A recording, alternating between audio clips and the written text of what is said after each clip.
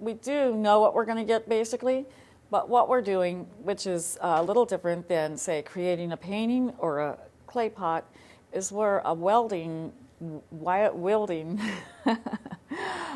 glass that's 2,000 degrees, and it's very heavy on the end of a 5-foot pipe, and we're harnessing that energy and that hot molten medium, and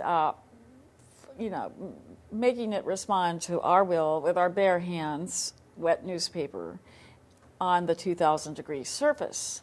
So more or less, we have to have our design ready to go. We have to have things planned out. We know seconds make a difference. And we're not only making the piece, we're counting, we're timing, we're listening for the pitch of the glass when we ding it on the metal table that we have our design on, which has been waiting for that piece in the middle of the process, that design, waiting, because no time to design at that point.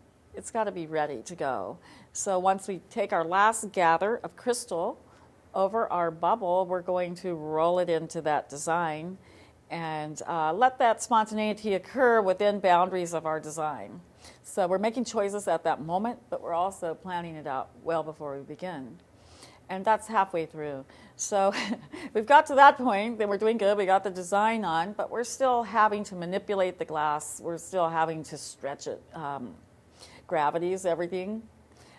Fine little things that you do to the glass make a huge difference. So I love the privilege of actually having the opportunity to dip my blowpipe into incredibly hot glass and make the magic happen. Because we're giving a romantic story on our pieces. I call it romantic because I think it's almost a poetic expression in our glass.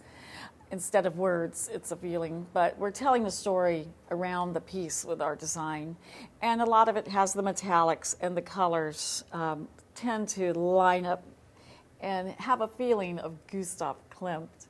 And so it's that flavor, it's that poetic story. I say all of Midsummer Night's Dream is in our work because we do work abstract, then the viewer is allowed to participate in the imagery as well, trying to discover what he or she thinks of it too, and allows that story to continue around the piece, but also to stay alive without quite putting your finger on it. So if we do that, then we've done a good job.